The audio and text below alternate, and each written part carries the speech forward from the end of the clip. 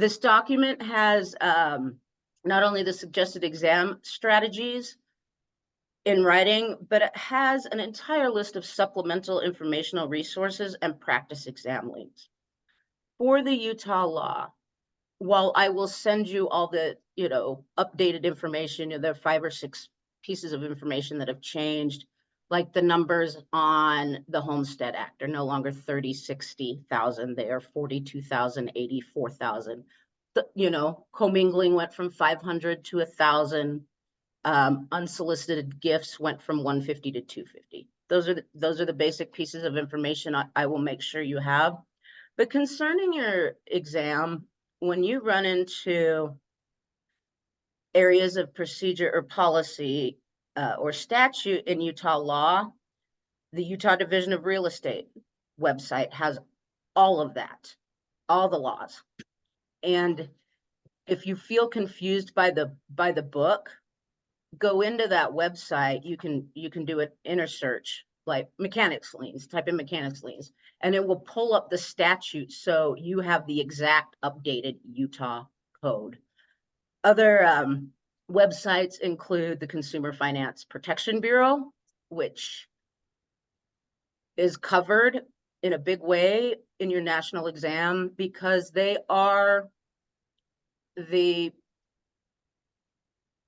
really are the protectors of consumers. They are that body of oversight that ensures that not only do Americans understand their rights, but what institutions must do if you are going to borrow credit, what kind of disclosures need to happen. Respatila is on the consumer. They have a Respatila section on the consumer finance. HUD is a great website. HUD oversees them all, and so it's important to know. FEMA, Federal Emergency Management Agency, has a website that when you click on it, it shows you all the floodplain maps, and you get all the floodplain stuff in one picture. And I love it when you can show me a picture and it just clarifies everything. Because these sites are written for consumers, they are accurate, succinct, and easy to read. And I as much as it's not I hate Facebook, but like on the Facebook page, you see the same questions posted and over and over. Students have the same, wonder about the same things. So you see a lot of that, but we know that instead of just going, hey, does anyone know this? Looking it up yourself and referencing it and then making a note on it, reading it out loud when you're looking at it, and maybe discuss it if you have to. Those are the things that are going to make it click, not just.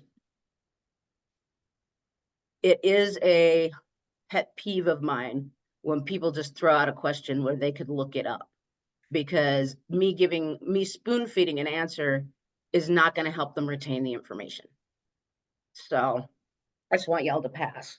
There is the website for the Federal Reserve on here. The Fed was commissioned in 1913 and plays an incredibly important role in the primary and secondary mortgage markets, play a critical role in interest rates. So the Fed is something that you're definitely going to want to know and understand. But if you click on that website, the very first paragraph on the Federal Reserve tells you exactly what they do in no uncertain terms, and it's all testable material. And I'm like, bam. I have review and exam resources on here, these links, including, in addition to Prep Agent, the links for the YouTube study hall reviews. And I have real estate dictionaries, 2 online real estate dictionary links on here, which not only provide you with the word and the definition, but an example. You think that's a good idea? Yes. And nightbeforetheexam.com seems to be working for people. It is a, it is a paid resource. I think it's like $60. But what it does is it seems to bridge the gap between the curriculum material and the test questions. And starts off fairly easy, but it simplifies the language a little bit so you understand what you're being asked. And I've had about 30 students report using it now, and they like it. And it's just called Night Before the Exam? Nightbeforetheexam.com. Sweet. Thank you. You bet. All right, let's talk about order of study for your national and why.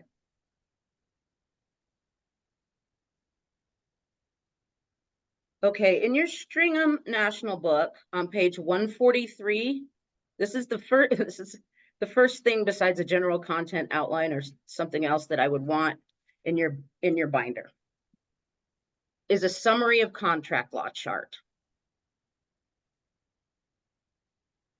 I'll show you what it looks like.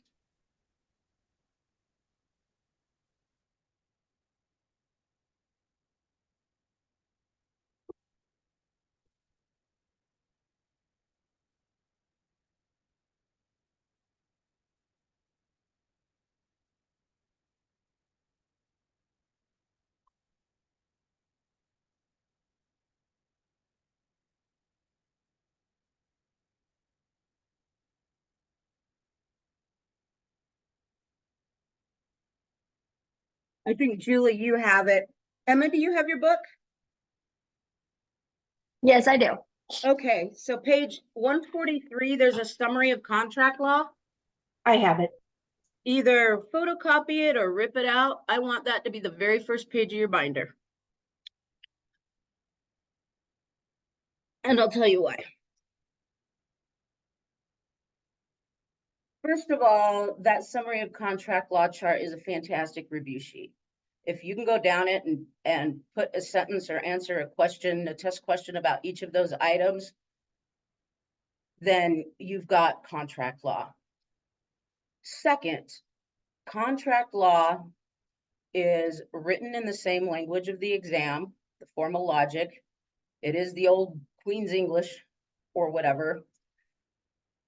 But it is unfortunate that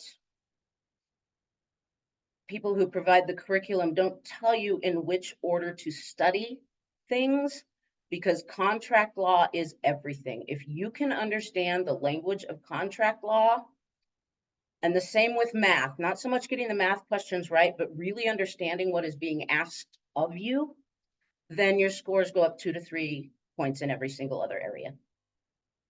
Contracts and agency. So summary of contract law 1, 2, and advanced contract law, and agency A and B.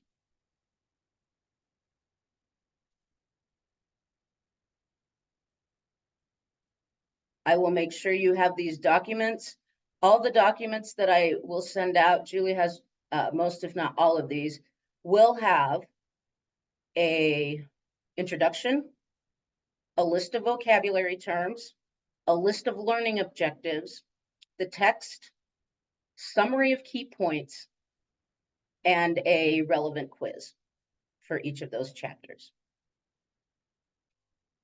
Second thing that you will want to, and your contracts and agency will be something that it transfers national and law. Again, trying not to compartmentalize the Utah law as a separate animal, but just a procedural and legal extension of the national exam. So contracts and agency apply both on your national and on your Utah. Always keep them handy.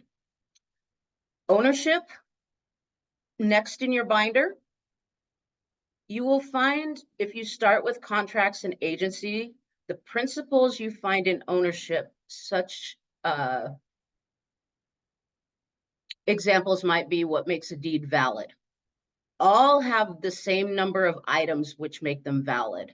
4 in contract law to create validity, 4 for a deed to create validity, There are 4 elements which make a valid appraisal. You're going to start seeing this number of 4 over and over and over and over again, and those running themes. So ownership. In your Stringham book, that's chapters 1 through 6. Third, and this is the most, besides contract law and agency, the most transferable material over to from the national to Utah. Settlement and closing, federal laws, respatila, and keep a copy of the closing disclosure and Rep C on hand. I don't mind sending out an extra closing disclosure and Rep C. Anything that you can print out, I'll go ahead and send it. Those will transfer over. I will be sending you a settlement procedures. Just going to show you here, pull it out. You're going to really want to keep this document around when you are looking at your closing disclosure stuff, because it discusses vocabulary key terms. I really go into things like debit credit language. There's an introduction. It does have the distinction between settlement and closing in the Utah portion, because although most states use that term synonymously, we do not. And it's procedural. And then I discuss entries on the closing disclosure, both buyer entries and seller entries, plus prorations. And at the end, before the quiz, what you will see on this settlement review sheet, I know you can't see it when you're looking at the computer here as much, but I include a line-by-line explanation for each line item on the closing disclosure, so that you can go back when you're looking at the closing disclosure and go, oh, section C, what is that? You know, oh, services the borrower did shop for, and that are items that the borrower themselves contracted for. So that will help smooth that. And then I have a 27 or 28 settlement procedures quiz answers that is compatible with the closing disclosure in your book. So that with the federal laws and respatila, federal laws are incredibly important because, well, not only does every state have to do them, and Utah does, although there are some, again, procedural differences. The rule of thumb is if it's federal law, it must be state law, but state law can do one higher and better.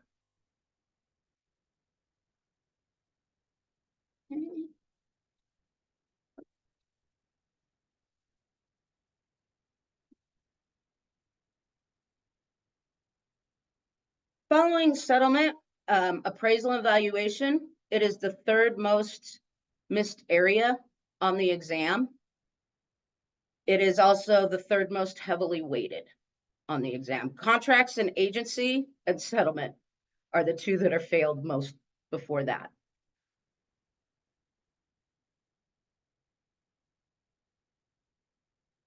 And when I send the 2 of you that don't have them, I send the settlement and closing math, put that with your settlement stuff, and I have an appraisal math sheet with all the answers step by step. They're stepped out and explained and written down.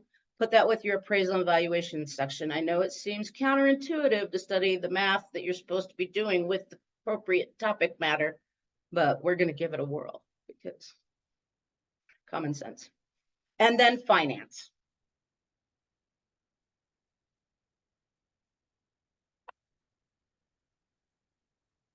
So that is your suggested order of review for national. And that order consequently is actually the order that is most heavily, those are the most heavily weighted areas, but we're targeting hierarchically so that we can build on that. And the information you get in ownership will make more sense because you've gone through contracts and agency review. Following that, settlement makes more sense because now you have the ownership concepts in place. After that, the appraisal and evaluation starts to make more sense because you have the background of those three other categories. Stacy? Yeah. Just real quick. So the first one was contract law, Contracts and agency, contracts and agency, and then ownership, ownership.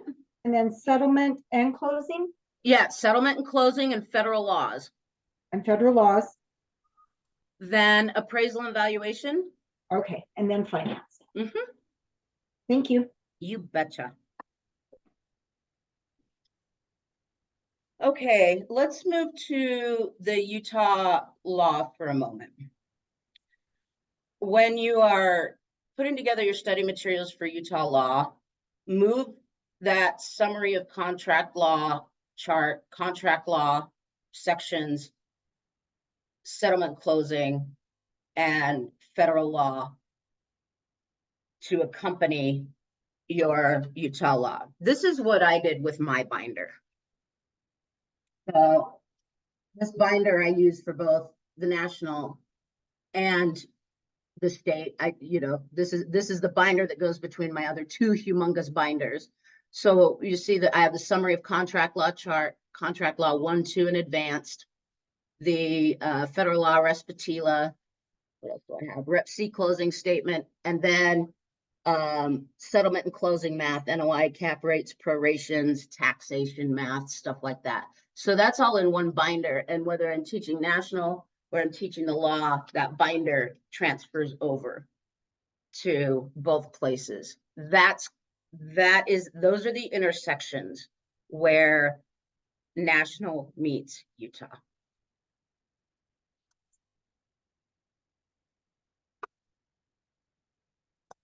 All right. For Utah law, the two most heavily weighted areas are organization and licensing and standards of conduct.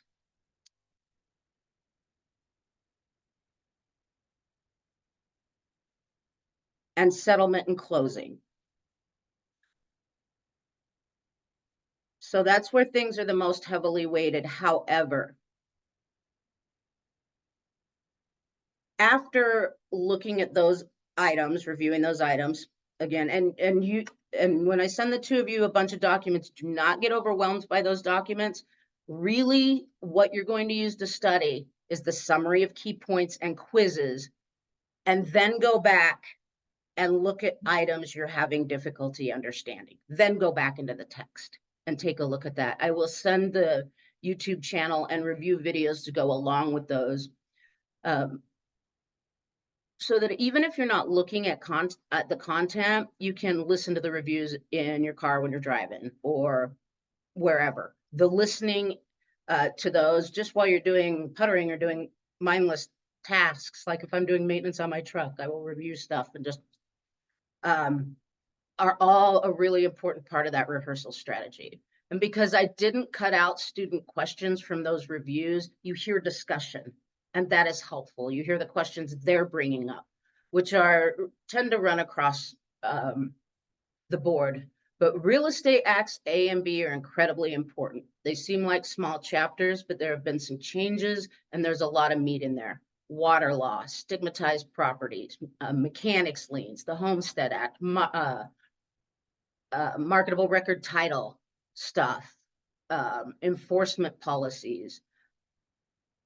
The questions on the exam have become more, there's a larger pool now than there was. We are seeing more of those.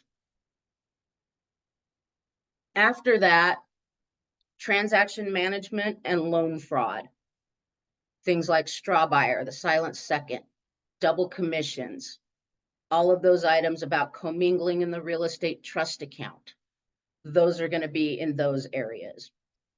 I do have a 38-page Utah law document that just has summary of key points and quizzes for all of those. I can send you the body of the materials so that you can look things up. But I do point out on the review Things like the difference between a lien release and a lien waiver, because you'll have questions that are both, and some of them sound dumb, like if an owner had a, plumber come to him with a mechanic's lien, and he pays the plumber right away, if the owner was smart, he would do which of the following? Dumb question, but in that event, the person who put in the labor or the subcontractor would sign a lien waiver, and then after that, a lien release, if all the funds are paid off, can be filed so that the lien is removed from the property. It has no encumbrances and it can be resold. Sticky stuff like that. Any question about topic areas and weightedness on both of the exams? If you study this way hierarchically with the summary of key points and these quizzes, reading out loud, of course, you are going to, one, increase the efficiency in how you study, and it helps to have a focus. You want to be able to say, and this is what I do today, check mark, check mark, check mark. This is what I do today, check mark, check mark, check mark. I think that alleviates a lot of the anxiety, because pre-test as far ahead as you can, particularly if you struggle with test anxiety, what we want to do is create a thinking space that will stabilize your levels of hyperarousal so that your parasympathetic nervous system does not go, I am in charge right now. When that happens, the ability to retrieve and recall that information from your long-term and short-term memory back into your working memory becomes almost impossible sometimes. So if we do these things while we're studying and quizzing, when you go into your exam and use some of these same strategies, you will be able to keep your levels of hyperarousal low throughout the test. And that is really important.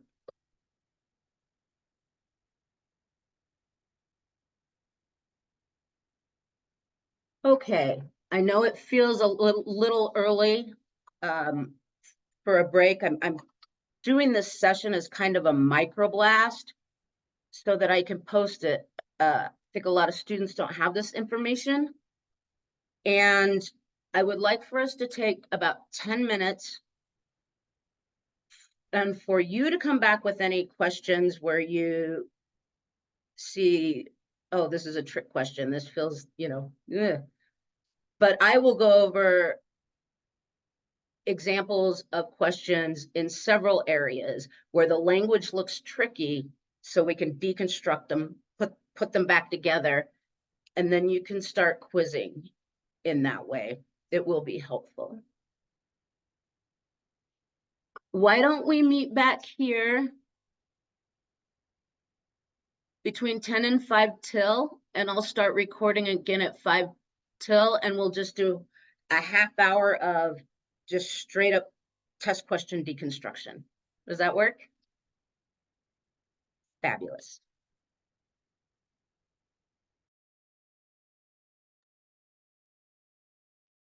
Okay.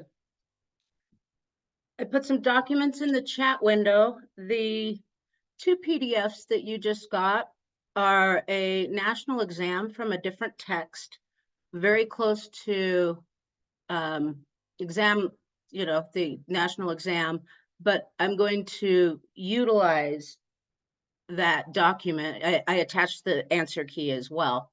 I'm going to utilize that document to go through some of those questions. So I'll go through about 10 questions, but over break, Will or Julie or Emma, did you see any questions that felt confusing to you or wanted to address? No questions yet, but if something comes up, I will let you know. Sounds good. I haven't had a chance to really delve in. That is great. No problem at all. I think the only thing I would sort of ask is just on those questions and strategies or tactics on breaking down the questions, as you mentioned earlier, and just kind of diving into that a little deeper, looking at some of those questions, right? Like XYZ Realty is selling to ABC, Exactly. whatever it That's may be. that's exactly why we won't be able to go through very many, because the few that we're going to go through, we are going to unpack those really, really hard and put them back together. And that's exactly it. How to strategize, how to note particularly the word or phrase you're looking for that will signal how you answer the question, identifying what the test is really asking you for. For example, in the math questions, they give you all this information and they are asking you a question, but that makes it more difficult, one, because your information is not in order, and we humans are an orderly bunch, and we like our information in order, so our brain explodes, one. Two, sometimes you're given information you don't need. That also makes our head explode to try and delineate what should be and what shouldn't be there. And third, with the math problems, sometimes you're given a piece of information that is also a number that you don't use. And that's, I think that's the final straw for a lot of people. They're like, I have a number in here, I'm supposed to use it. It's just another piece of information. But it's really hard for us to think like that. So we will deconstruct those test questions and put them back together for exactly the reasons that you mentioned. 2 or 3 pieces of information that are key to remember while you're quizzing and testing. If the question involves that scenario, you're reading that last line, the bottom line, if you have to write that down, what the exam question is asking for, so you don't get caught up in the story or expand, pull in information that isn't relevant. Brokers fail their exam all the time, even though they have 20, 25, 30 years of experience, because they bring their real world into the test, but it's a test of logic, not a test of experience. And that's not helpful for them. Never assume facts, not in evidence. This goes along with creating more of a story. Don't introduce details into the questions that aren't there. Don't assign motivation or emotion to the characters. It's just the facts. Because there are questions that will jack you up. This was a long time ago, 40, 50 years ago. I think a psychologist named Eisnick did what is called research on what is called a Stroop test. And what the Stroop test is it took neutral words, those with no real value judgment on them, and presented them to people. And, in fact, they didn't go into heightened levels of arousal. They didn't, their amygdala didn't get jacked up over that kind of stuff. But then he paired words that signaled some sort of danger, illness, cancer, anything that would kind of provoke a response, and found that those levels of arousal not only increased, but according to a person's temperament. So if you're an individual that gears toward the negative or the cynical, would go twice that far. And so that becomes a self-fulfilling prophecy as well. A couple of other key points. The words positive and negative on your exam have no emotional or motivational value or framework. They are purely mathematical. They are used solely to denote the addition or subtraction or omission of relevant facts. For example, positive fraud is intentional fraud. There's intentional and unintentional fraud. Unintentional fraud is constructive fraud. That's not what we're talking about here. Positive fraud is to overtly misstate a fact or act in a way with the intent to deceive. For example, the seller knew the basement had flooded the year before, so he painted the baseboards to cover the watermarks.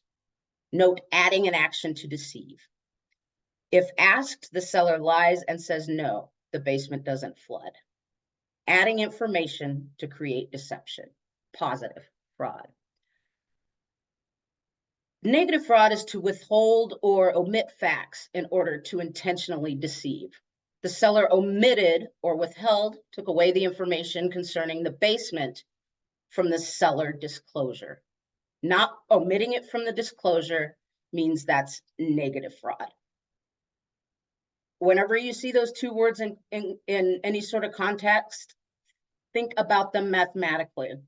No value judgments, no characterizations, don't introduce facts not in evidence. Then if you're truly confused by a question in your reviews, look it up. It keeps your brain from going into that state of hyperarousal anxiety, which totally transfers over to the test. Much more effective for retaining and recalling information later. And of course, if you do have test anxiety, over the course of reviewing your material, the techniques that we talk about, including deconstruction of test questions, will help lower those levels of arousal and decrease your anxiety levels during the exam. Never did I think I would get to use my clinical skills in real estate, but good stuff. Okay.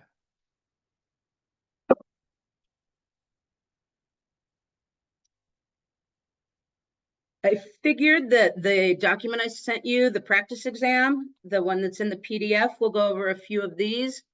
And then what I would like for you to do for our next review, I'm going to set aside 20, 30 minutes for questions, is run through those contract law, 1, 2 advanced contract law, settlement and closing, run through as many of those questions as you can and see which questions are causing you to have your brain glitch. Because you can answer the question and that will help with the memorization. But if you still don't understand what the question is saying, that's the stuff I definitely want you to bring to my attention so that we can continue to unpack this.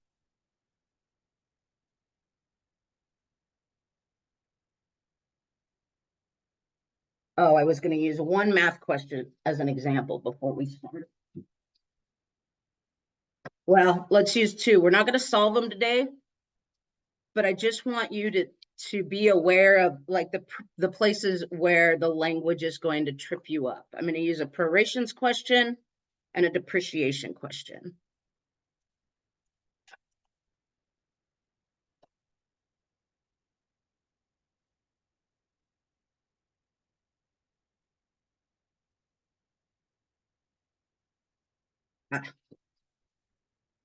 And by the way, these are 2 of the most missed questions on the string of math curriculum.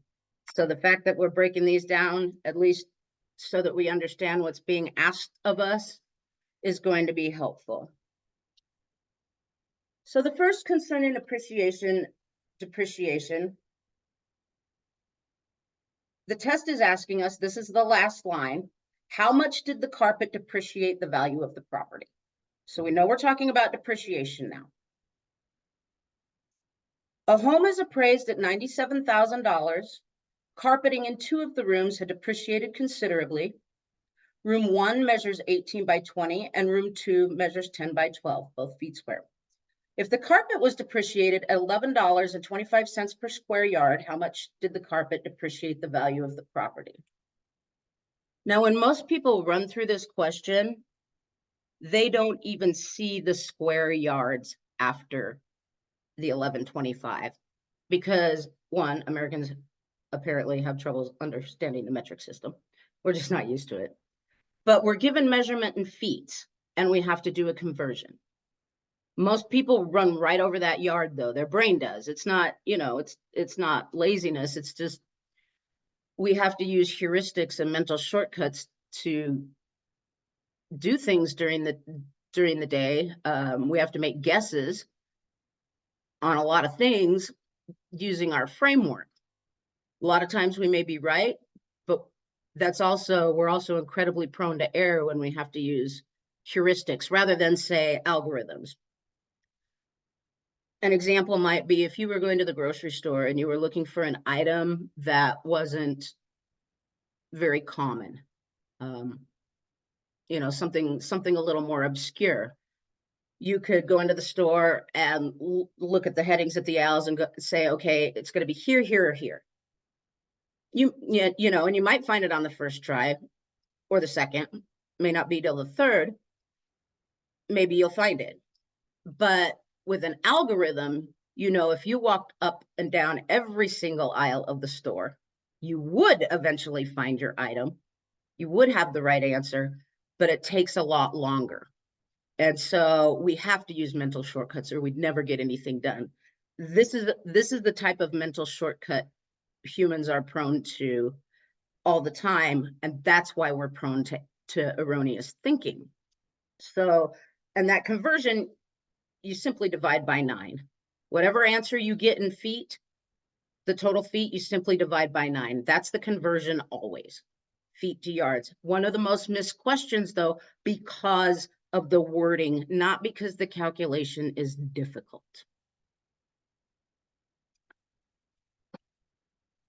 I'll send you these math sheets too. These are, as you'll see, like, well, you'll see everything is stepped out for you and explained with the information. So those things will help you. The second one, oh my, it feels like a parlor trick. It's not, but it feels like one. Here's an example of a question where, of course, like every other question, you're given all the facts you need to enter into evidence in order to solve. But you're given all sorts of extra facts, and you're also given all sorts of extra facts that are numbers, that don't mean anything. Question asks us, assuming these are the only closing costs for the buyer and seller, what must the minimum selling price of the home be if Miss Morgan wants to net $65,000? Miss Morgan has a contractual obligation to pay her broker a 5% brokerage fee for their service. The borrower has a loan with an 80% loan to value ratio and discount points of 2%. The seller's title costs are $1,500 and the seller is required to pay at closing an extra $750 to reshingle the roof. Assuming these are the only closing costs for the buyer and the seller, what must the minimum selling price of the home be if Miss Morgan wants to net $65,000? Okay, we understand what's being asked.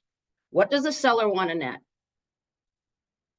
Our brain broke right about the third sentence when it says the borrower has a loan with 80% LTVR and discount points of 2%. We're not being asked about the buyer. That information is irrelevant. Cross it out all the way. The question then makes more sense, but because of the way that question is worded, although we're given all the facts that we need, we're also given extra facts and extra facts in numbers that we don't use in a math problem. So always go back to what that's asking, because then you can take extraneous information on your exam and throw it out, thereby simplifying the question.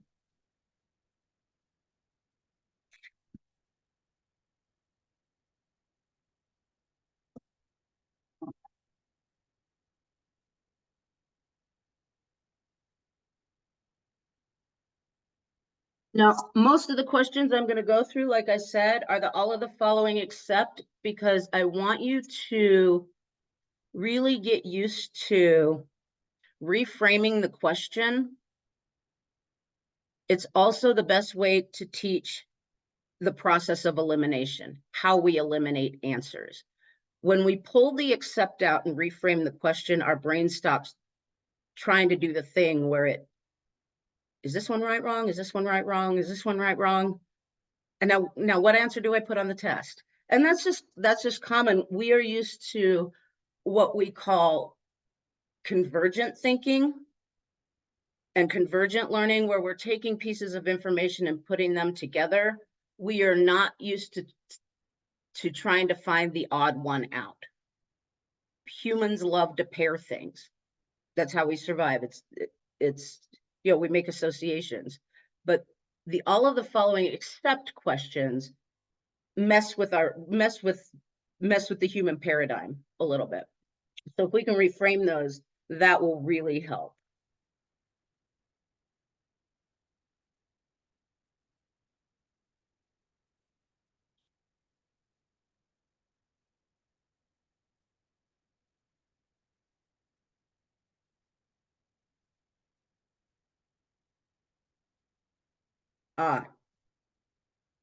Going to go through one more math item. I think, Julie, we've spoken about this, but it's specifically about prorations. It is about wording, and it is about eliminating. There are proration questions on your exam that you may not even have to calculate. And we're going to talk about why. That settlement sheet that I sent you, I think on page 2 or 3, it talks about the language of debit and credit, seller and buyer, paying in advance, paying in arrears. When we are talking about prorations, with one exception in federal taxes, let's say, one exception, and that is if seller prepays, that would be the only exception to this rule. If you see seller prepaid, XXX, the seller will have the debit and the buyer will have the credit, because the seller will have to owe whatever it is up until the day of closing, right? Seller has the day of closing. You will not on your exam see a closing disclosure after November 1st, especially for federal taxes. Here's why. Is because, one, you wouldn't be able to do the math, but the seller pays the taxes at closing that are owed. The borrower pays the IRS on November 30th when taxes are due. December 1st, the IRS can declare default, and January 1st, they can put a lien on your home. But you won't see a closing disclosure that runs into that date, because you wouldn't be able to do the proration. That's why the seller will always have the debit and the buyer will always have the credit. The reason I say you can likely get through some of these without even calculating, question 94 on this practice exam that I have says, asks this: what will be the prorated amount for the buyer and seller? Property taxes of $1,650 are paid in arrears, paid November 30th by the borrower. For a closing on June 15th using a 360-day year, and the seller having the day of closing, what will the prorated amount be for the buyer and seller? Well, right away we know anything that says debit buyer, cross it out. That's 2 questions gone right there. On your test, this one has 2 choices here. And the answer is A, but on your test you may say you may see the buyer and the seller split them equally. Well, if that's not on the Rep C or in the closing disclosure, that's just not even a thing. It would have to be governed by the contract. There are those questions like this that you can work out through that process of elimination.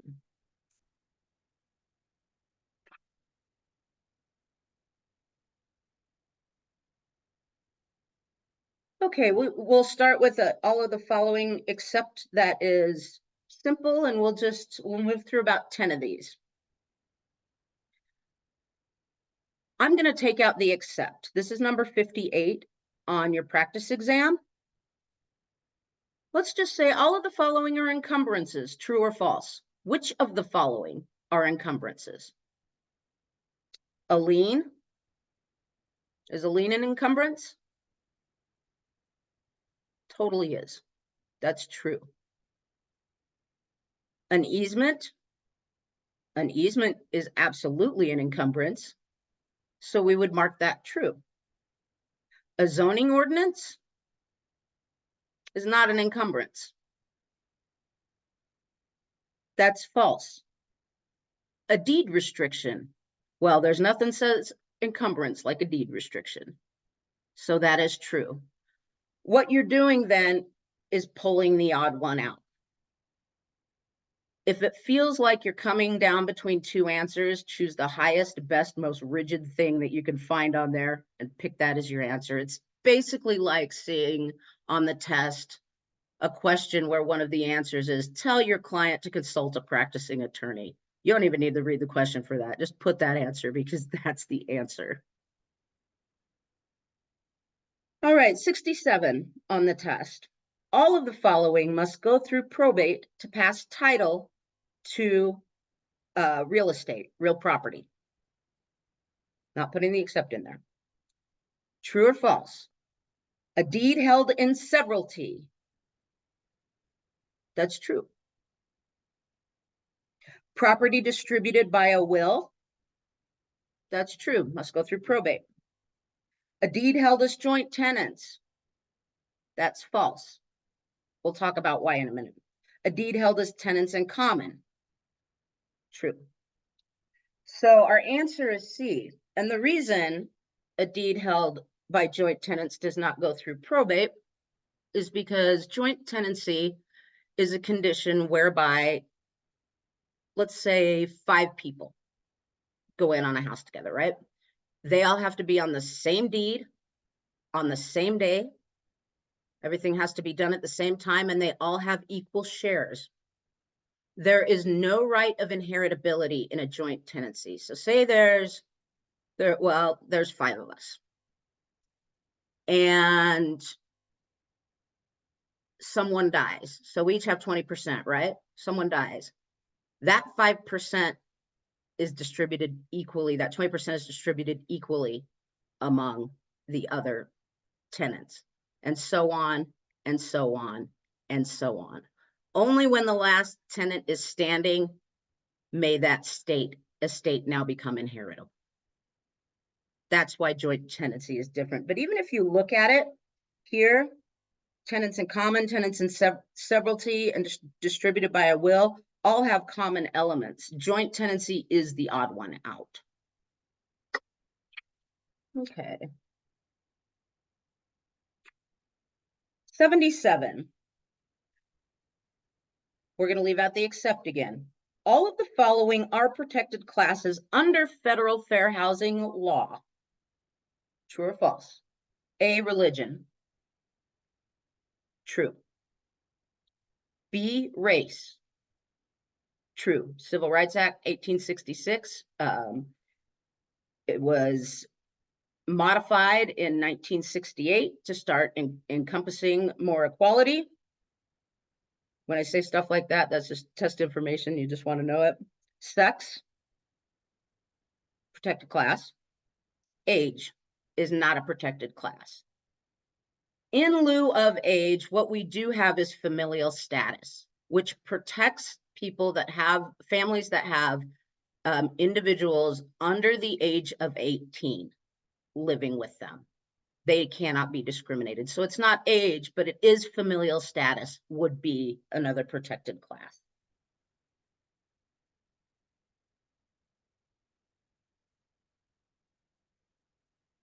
A purchaser does not receive a deed until the entire purchase price has been paid through a series of installments when a purchase is financed by means of any of the following.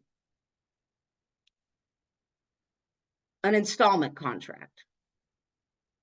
Yeah, series of installments is called an installment contract. Seems crazy simple, totally is. So that's yes.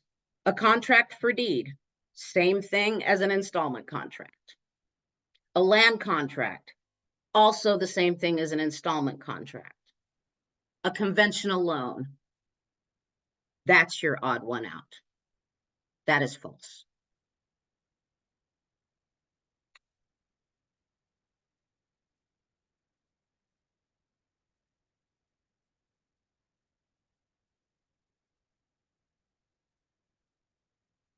I think I want to go to some of the contract law questions in my section. Oh, wait, one more.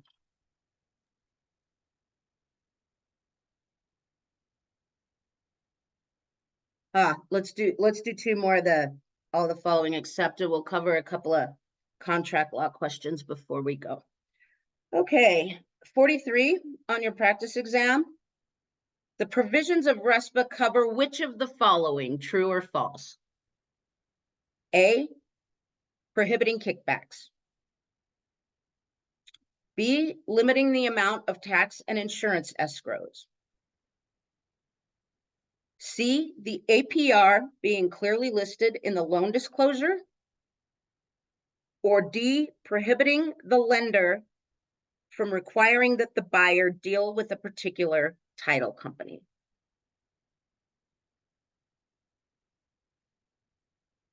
Let me put some here.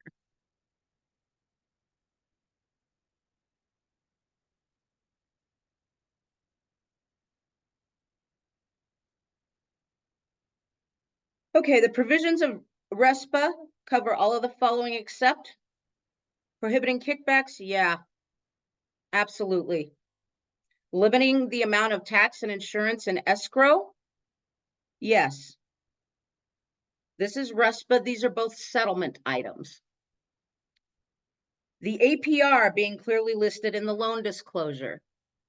That is a TILA question, truth in lending. False. D, prohibiting the lender from requiring that the buyer deal with a particular title company. Yeah, that's a provision of RESPA that the lender cannot force the borrower to utilize all of their services.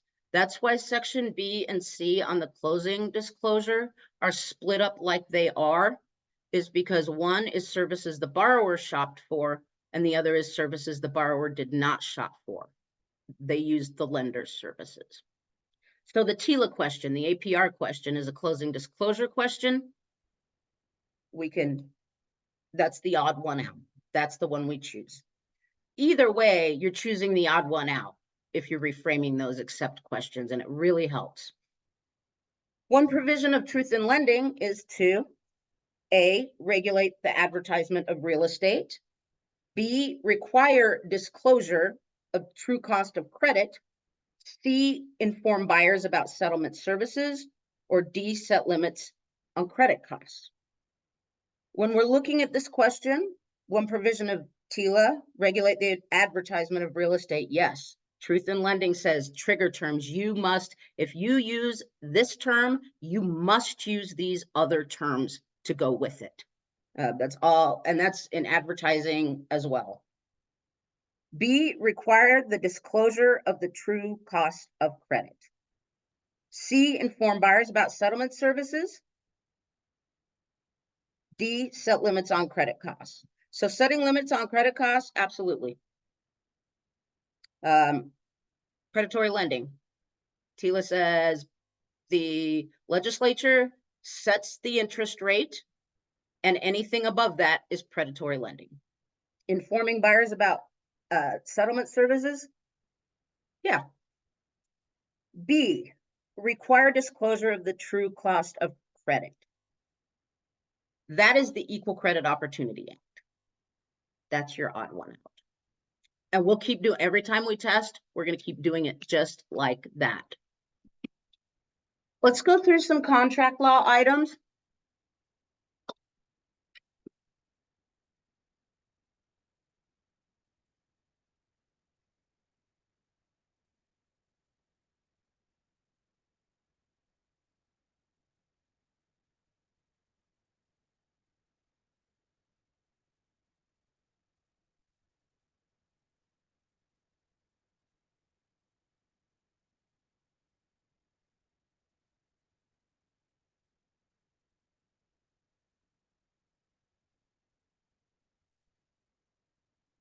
So much paper.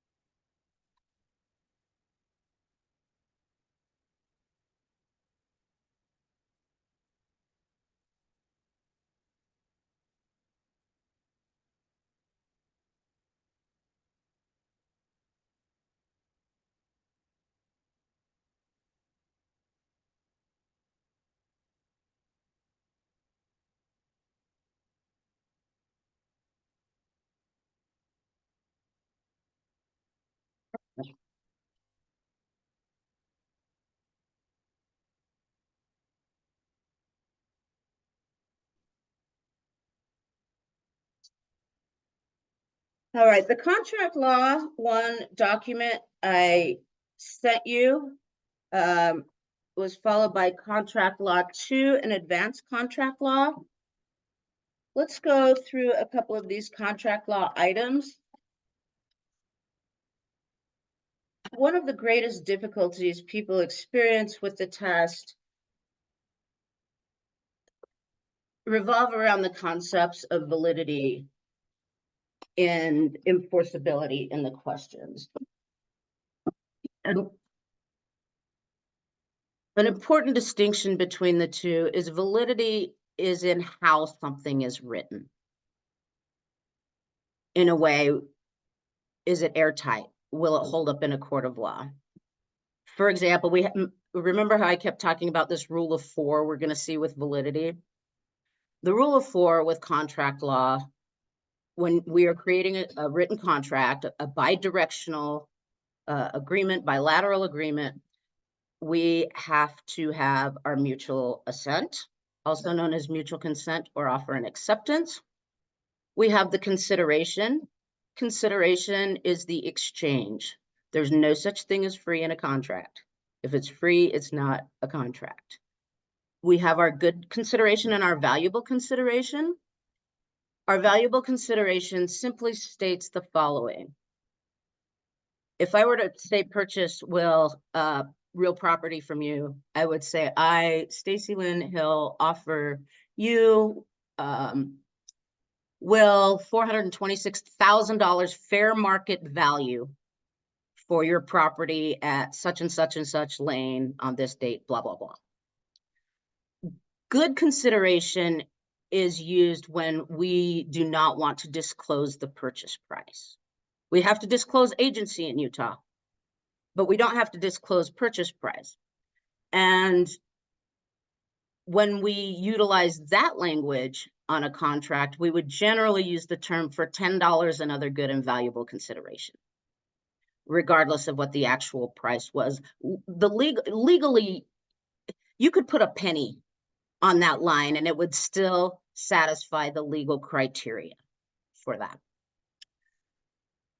We have our legal purpose, which is our third table leg. Of course, if it's illegal, it's void. It's, if you overhear a client talking about how they're going to turn their home into a brothel, illegal. That contract would be voided. You need to give them a referral to a real estate agent in Nevada, I think, in that regard. And then our fourth is the capacity competency. Capacity competency is where you are going to find a lot of your enforceability issues. A judge has to determine capacity competency, but if a judge rules that's the case, the contract can be voided. Instances or scenarios you will see on the exam involve menace, duress, and undue influence. Bullying, threat of bullying, and threat of force and financial bullying, or a minor, or someone who lacks capacity, someone that has dementia, someone that has an illness. Those kinds of items are where you're going to see that contracts may be unenforceable. The enforceability is the court side of it, the legal side of it. If a judge looks at your document and there's a loophole whereby one of the parties can challenge the term of the contract, for example, in a capacity competency issue, the judge can say that holds, the contract may be voided by the party that brought by. And just because a contract is voidable doesn't mean it won't be seen through. It just means a judge might consider it unenforceable in a court of law. If one of those table legs is missing, the contract is void. Let's talk about that fifth element real quick, statute of frauds. In Utah, a contract involving real property over $500, if it's not in writing, it is void. Period. That is Utah law, and that is on your state exam. So I think about it as if a four-legged table is missing 3 legs, it can't stand. And if in Utah, if it's not in writing, It's void, period. Real property over $500. Okay.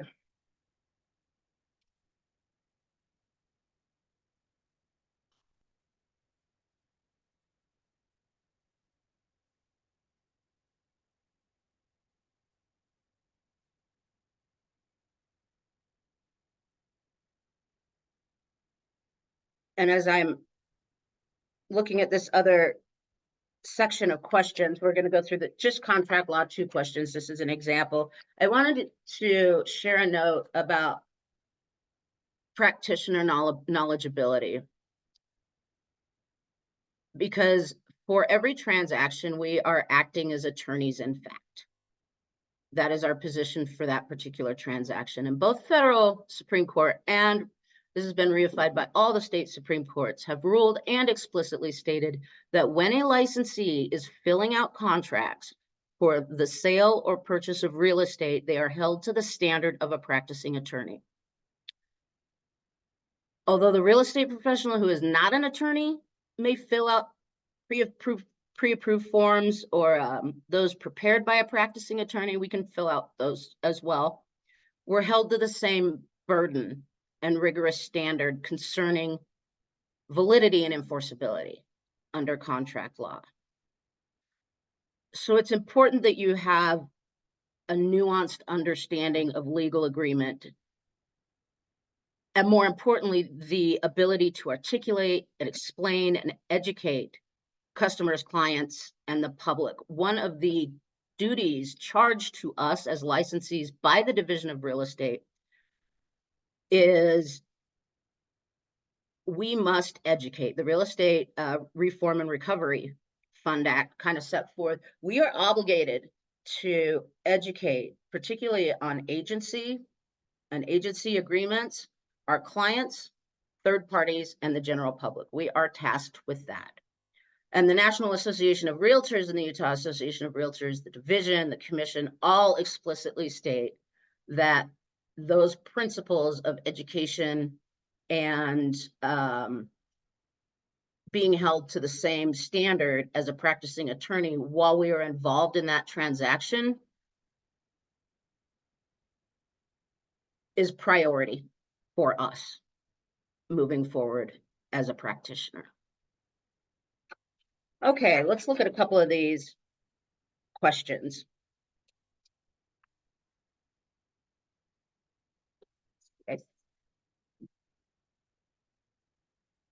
Okay. When Mr. Smith, a buyer, asked Mr. Jones, a seller, about the condition of the basement, the buyer replied that it was, or the seller replied it was in perfect condition. In fact, the seller knew the basement leaked when there were heavy rains. The court would consider this an example of A, negative intentional fraud, B, positive intentional fraud, C, constructive fraud, or D, puffing. Well, it's not negative, right? That's false, because negative is omitting information. Constructive fraud is unintentional. That means harm was there was no malicious intent, but harm was done. Puffing is simply exaggeration. Positive intentional fraud, adding a lie, verbally a lie to create deception. 2, if the seller is hiding defects in his property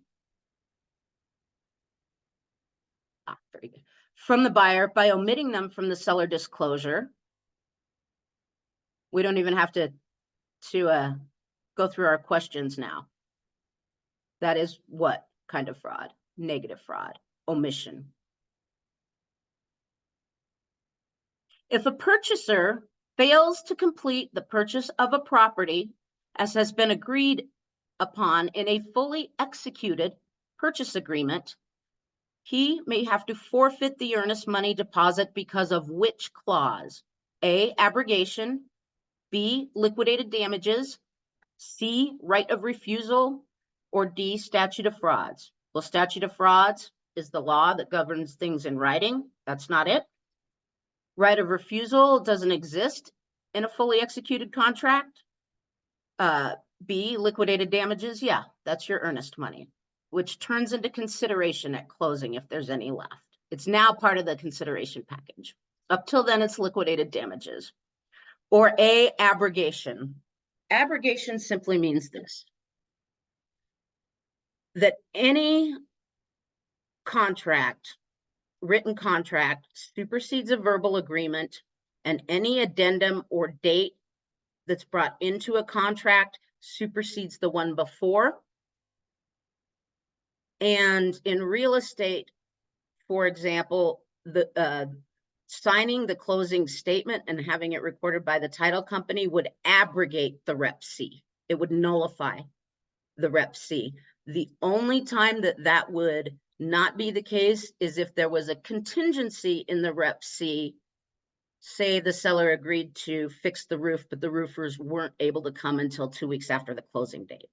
That would be the only thing that would pass through closing.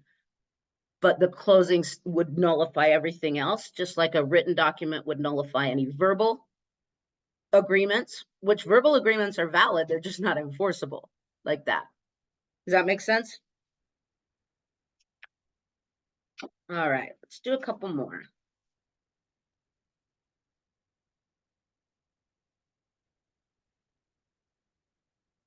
All of the following except, we're going to say this. Which of the following are legal remedies for breach of contract? And if you have your summary of contract law chart there, you can glance at it too. Rescission.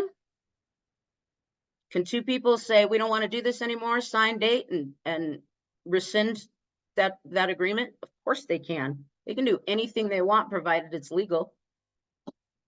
Liquidated damages. Absolutely. Buyer defaults on something. That's what the earnest money is there for. C, suing for damages. Absolutely. Could also sue for specific performance. No, judge, I don't want the money. I want them to fix the roof. All of those are legal remedies for breach of contract. What would not be a remedy is, oh no, breaking dude's legs. That would be false.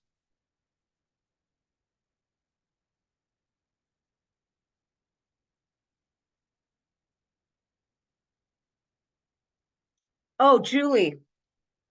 Okay, in this question, Yeah. I remembered something that you said when we were talking about novation and assignment, and you had guessed substitution.